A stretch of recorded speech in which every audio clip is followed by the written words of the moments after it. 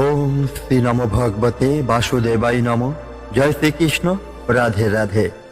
জীবনটা আজকাল যেন একটা ছুটে চলা ট্রেন। স্টেশন অনেক, কিন্তু কোথাও থামার সময় নেই। রোজকার দুশ্চিন্তা, সম্পর্কে টানাপোড়েন, নিজের লক্ষ্যে পৌঁছানোর চাপ, সমাজের কটু কথা, সবকিছুই যেন একসাথে এসে চেপে বসেছে আমাদের কাঁধে।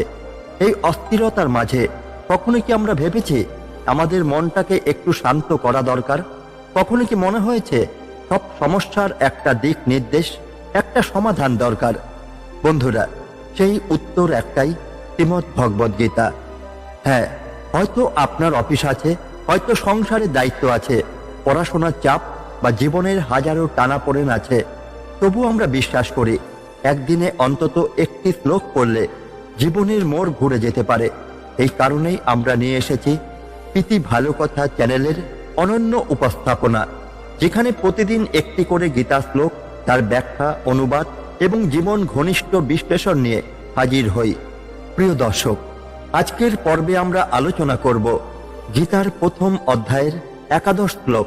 কিন্তু তার আগে যারা আগের পর্বগুলো এখনো দেখেননি, অনুরোধ করব প্লেলিস্ট থেকে একবার দেখে নিন।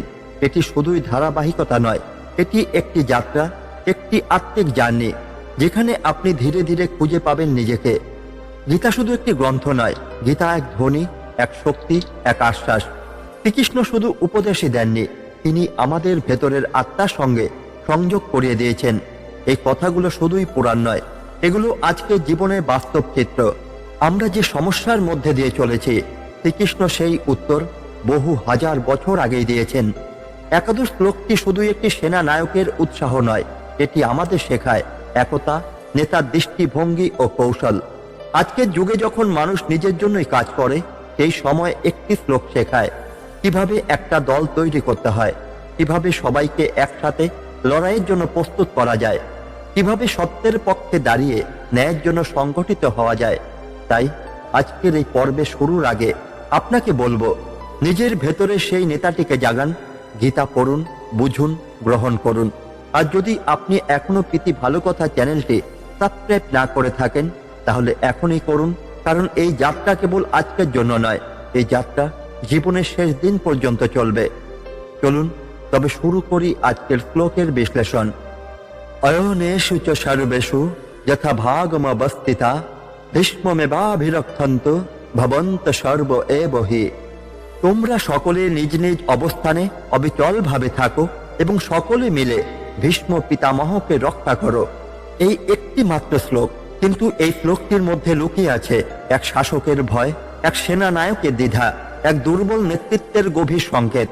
আজ আমরা এই শ্লোককে বিশ্লেষণ করব, শুধু ধর্মীয় নয়, বরং নৈতিকতা, মনস্তত্ত্ব, আধুনিক নেতৃত্ব এবং আত্মপলব্ধির দৃষ্টিকোণ থেকেও। এই শ্লোকটি উচ্চারণ করেন দুর্যোধন নিজে। যুদ্ধ শুরু হতে আর বেশি দেরি নেই। কৌরব এবং পাণ্ডব সেনা দুই পাশে মুখোমুখি। দুই পক্ষের মাঝে দাঁড়িয়ে আছেন শ্রীকৃষ্ণ ও অর্জুন। আর দূরে নিজের সেনাপতিদের দিকে তাকিয়ে দুর্যোধন এই কথাই বলেন, ভীষ্মকে রক্ষা করো। এটাই দুর্যোধনের প্রথম এবং অন্যতম বড় দুর্বলতা। সে নিজের পক্ষকে আত্মবিশ্বাসে গড়ে তুলতে পারছে না, বরং সে ভয় পাচ্ছে এবং সেই ভয় ঢাকতে বলছে, ভীষ্মকে রক্ষা করো। দুর্যোধনের মনস্তত্ত্ব হলো, একজন শাসকের কাছে সবচেয়ে ভয়ঙ্কর মুহূর্ত তখনই আসে যখন সে নিজের সেনাবাহিনীকেই বিশ্বাস করতে পারে না। দুর্যোধন জানে তার সেনায় আছে অনেক বীর, অনেক মেধাবী যোদ্ধা, কিন্তু সে জানে না কে তার প্রতি সৎ। সে জানে না কে সত্যিই তার জন্য প্রাণ দেবে। তাই সে এমন একটি আদেশ দেয় যা তার নিজস্ব অস্থিরতা ও আত্মবিশ্বাসহীনতাকে প্রকাশ করে। ভীষ্ম একজন প্রবীণ, অভিজ্ঞ এবং প্রাজ্ঞ যোদ্ধা। তার রক্ষার কথা বলার মানেই হলো নিজের ভবিষ্যৎ নেতৃত্বের উপর সন্দেহ। নেতৃত্বের কাঠামো ও ভীষ্ম নির্ভরতা হলো, ভীষ্ম ছিলেন সেই ব্যক্তি যিনি কৌরবদের সঙ্গে থেকেও কখনো সত্যের বিরুদ্ধে যেতেন না। দুর্যোধন এই সত্য জানত। সে জানত ভীষ্মের হৃদয়ে একটা অংশ এখনো পাণ্ডবদের জন্যই কাঁদে। তাই সে ভীষ্মকে রক্ষা করতে বলে, কারণ সে জানে ভীষ্ম যদি কোনোভাবে পাণ্ডবদের প্রতি কোমল হন বা যুদ্ধে থেমে যান, তাহলে কৌরবদের পরাজয় অনিবার্য। তুমি যখন নিজের পাশে থাকা মানুষকে রক্ষা করতে বলো, তখন সেটা দুটি কারণে হতে পারে। এক, তুমি তার উপর ভরসা করো। দুই, তুমি জানো সে চলে গেলে তুমি একা হয়ে যাবে। দুর্যোধনের ক্ষেত্রে এই দ্বিতীয়টি। সে জানে ভীষ্ম না থাকলে তার বাহিনী অর্থহীন, অর্থাৎ এক ব্যক্তির উপর নির্ভর করে যেই নেতৃত্ব গড়ে ওঠে তার ভেতর থাকে দারুণ রকমের ঝুঁকি। আজকের যুগে আমরা অনেক প্রতিষ্ঠান, সমাজ বা দলেও এই ভীষ্ম নির্ভর নেতৃত্ব দেখি, যেখানে একজনের নামেই পুরো ব্যবস্থা টিকে আছে। সেই মানুষ চলে গেলেই ধসে পড়ে সব। শ্রীকৃষ্ণের মৌন উপস্থিতি ও বিপরীত দৃষ্টান্ত হলো এই সময় অন্যদিকে দাঁড়িয়ে আছেন শ্রীকৃষ্ণ। হাতে অস্ত্র নেই, মুখে নেই কোনো নির্দেশ, কিন্তু তিনি পাণ্ডবদের কাছে আছেন কেবলমাত্র সারথি হিসাবে। কিন্তু এই সারথির ভূমিকা ছিল যতটা বাহ্যিক, তার চেয়ে শতগুণ বেশি অন্তর্মুখী। দুর্যোধন উচ্চস্বরে আদেশ দিচ্ছে, আর কৃষ্ণ নিঃশব্দে শক্তি যোগাচ্ছেন। এটাই সত্য নেতৃত্বের রূপ। আজকের প্রেক্ষাপটে শ্লোকটির আবেদন হলো, আজকে সমাজে, অফিসে, পারিবারিক জীবনে, রাজনীতিতে বা আর্থিক যাত্রায় আমরা অনেকবার দুর্যোধনের মতো আচরণ করি। আমরা মানুষের উপর নির্ভর করি, কিন্তু তাদের বিশ্বাস করি না। আমরা একজন ব্যক্তির সাফল্যের উপর একটি সম্পূর্ণ কাঠামো দাঁড় করাই, কিন্তু সেই ভিত্তির বিশ্বাসযোগ্যতা যাচাই করি না। এছাড়াও আমরা নিজেরাও অনেক সময় চাই কেউ আমাদের রক্ষা করুক। আমরা নিজের ভেতর থেকে শক্তিশালী হতে চাই না, চাই কেউ এসে শক্তির প্রতীক হোক। এই মানসিকতা আমাদের দুর্যোধনের মতো করে তোলে। গীতা আমাদের শেখায় আত্মরক্ষা নয়, আত্মজাগরণ। এই শ্লোকটি সেই আত্মজাগরণের শুরু। এখানে কেবল যুদ্ধের কথা নেই, আছে মনস্তাত্ত্বিক বিশ্লেষণ, আছে নেতৃত্বের ব্যর্থতা, আছে সহনশীলতার অভাব, আর আছে একজন নেতার ভেতরে লুকিয়ে থাকা গভীর দোলাচল। ভীষ্মের প্রতিজ্ঞা ও ধর্মদ্বন্দ্ব। ভীষ্ম সেই মহাপুরুষ যিনি নিজের পিতার ইচ্ছায় সারা জীবনের জন্য ব্রহ্মচর্য ও সিংহাসনের দাবি ত্যাগ করেছিলেন। তিনি ভীষ্ম নামেই পরিচিত, কারণ তার এই প্রতিজ্ঞা ছিল ভয়ঙ্কর এবং দৃঢ়। কিন্তু এই প্রতিজ্ঞার ফাঁদেই আজ তিনি আবদ্ধ। তিনি জানেন ধর্ম কোথায়, তিনি জানেন কৃষ্ণ কার পক্ষে আছেন, তিনি জানেন যুদ্ধটা অন্যায়ের। কিন্তু কৌরবদের প্রতি তার দায়িত্ববোধ, প্রতিজ্ঞা এবং স্নেহ তাকে আটকে রেখেছে। এটাই সেই জায়গা যেখানে গীতার শিক্ষা অনন্য। ভীষ্ম হলেন সেই মানুষ যিনি ধর্ম ও কর্তব্যের দ্বন্দ্বে পড়ে গেছেন, একদিকে প্রতিজ্ঞা, অন্যদিকে বিবেক। ভীষ্মের সঙ্গে আজকে সমাজের মিল কোথায়? আজ আমরা নিজেরাও অনেক সময় এমন পরিস্থিতিতে পড়ি, আমাদের বাবা মা, সমাজ, প্রতিষ্ঠানের প্রতি দায়িত্ব থাকে, কিন্তু সেই দায়িত্ব পালন করতে গিয়ে যদি কোথাও অন্যায়কে সমর্থন করতে হয়, তাহলে অনেকেই চাকরির ভয়ে অন্যায় সহ্য করেন, কেউ পরিবারের কথা ভেবে সম্পর্কের বিষ পান করেন, কেউ আবার বন্ধু বা পরিচিতের কারণে সত্য গোপন করেন। ভীষ্ম আমাদের শেখান প্রতিজ্ঞা মহান হতে পারে, কিন্তু যদি সেটা অন্যায়কে সমর্থন করে তবে সেই প্রতিজ্ঞা নিজেই এক বিষে পরিণত হয়।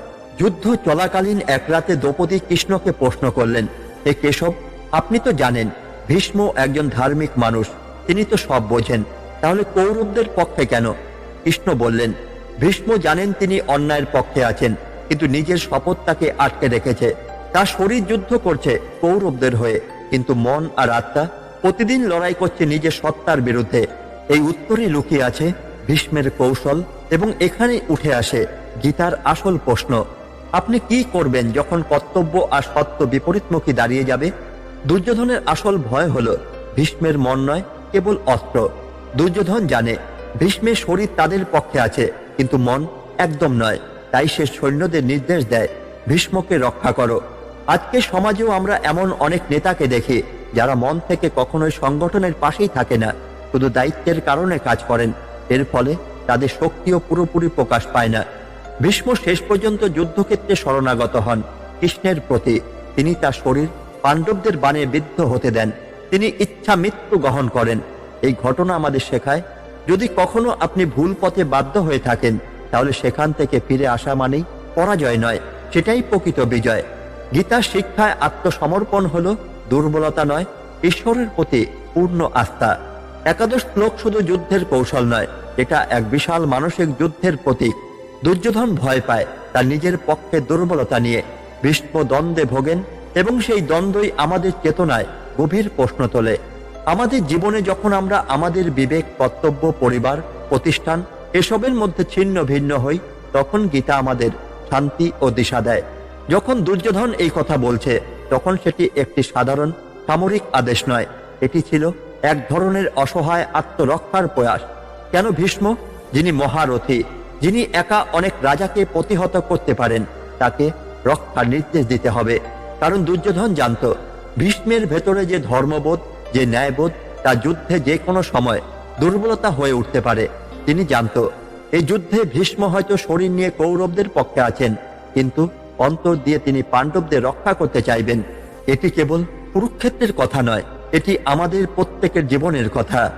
আমাদের পরিবারে, সমাজে, প্রতিষ্ঠানে অনেক সময় আমরা এমন লোকদের দেখে থাকি যারা শারীরিকভাবে আমাদের পাশে থাকলেও মন ও মূল্যবোধ দিয়ে আমাদের বিরুদ্ধে। তারা হয়তো আমাদের প্রিয়জন, কিন্তু যখন মিথ্যার সাথে সত্যের লড়াই হয়, তখন সেই প্রিয়জনের ভেতরে সত্যের প্রতি বিশ্বাসটাই তার অবস্থান নির্ধারণ করে। আমরা অনেকেই জানি যখন যুদ্ধ চলছিল তখন একদিন কৃষ্ণ অর্জুনকে নিয়ে ভীষ্মের সামনে যান। ভীষ্ম তখন শরশয্যায় শুয়ে আছেন, গায়ে শত শত তীর বিদ্ধ। তিনি বলেন, কৃষ্ণ, আমি যুদ্ধ করলাম কিন্তু কোনোদিন তোমার বিরুদ্ধে নয়।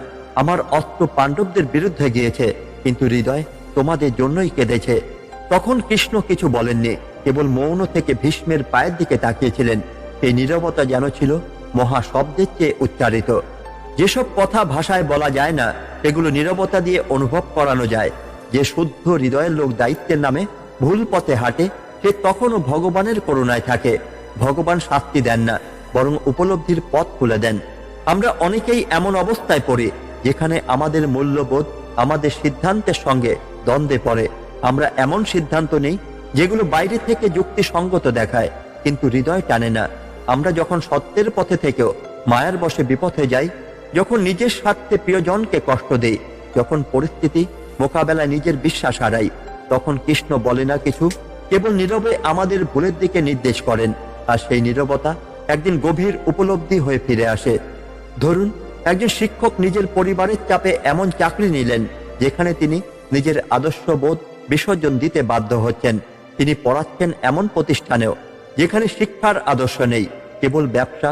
বাইরে থেকে সবাই দেখছে তিনি প্রতিষ্ঠিত, সফল, কিন্তু তার অন্তর বলে, তুমি তোমার বিবেক বেঁচে দিচ্ছ। এটাই দুর্যোধনের ভয়, বাহ্যিক শক্তির ভেতরে অন্তর্নিহিত দুর্বলতা। এই শিক্ষক একদিন অনুভব করেন এই শক্তির ভেতরে দুর্বলতা লুকানো। তখন তিনি সিদ্ধান্ত নেন আবার শুরু করার।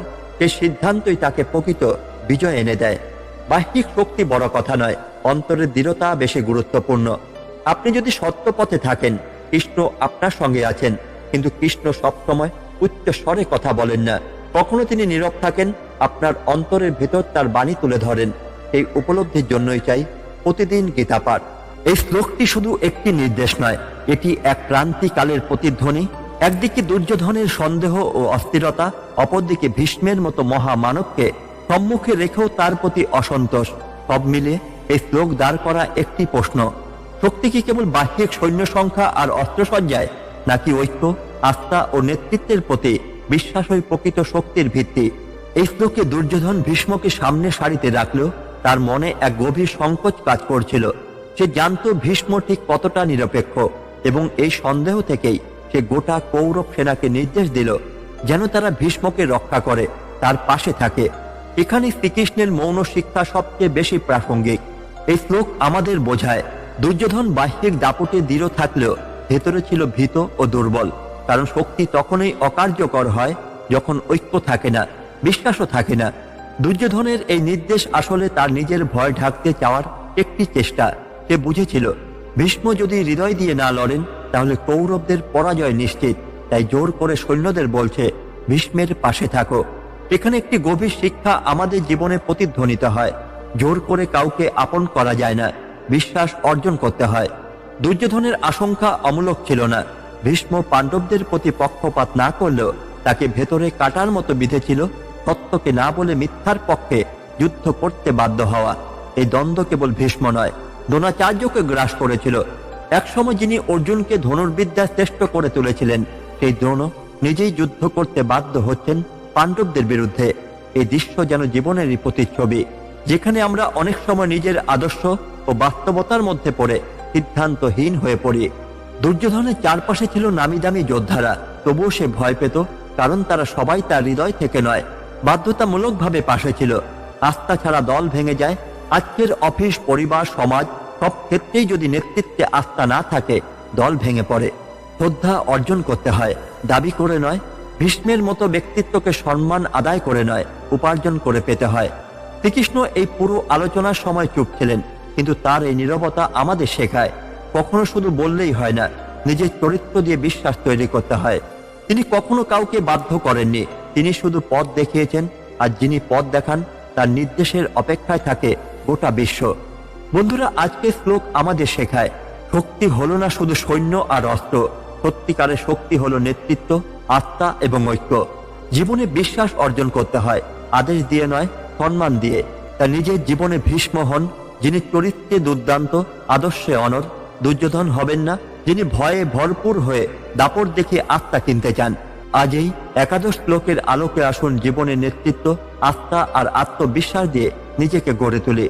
আমাদের প্রত্যেকের জীবনে কিছু না কিছু ভীষ্ম আছে, যার উপর নির্ভর করে আমাদের আত্মবিশ্বাস, সিদ্ধান্ত বা অস্তিত্ব। যেমন কোনো সম্পর্ক, কোনো বিশ্বাস, কোনো গুরু বা আদর্শ, অথবা কোনো কাজ বা পেশা। আমরা সেই কেন্দ্রবিন্দুকে যতক্ষণ পর্যন্ত রক্ষা করি ততক্ষণ আমরা স্থির থাকি। যখন সেই ভীষ্ম পতিত হন, আমাদের ভেতরে নেমে আসে বিশৃঙ্খলা।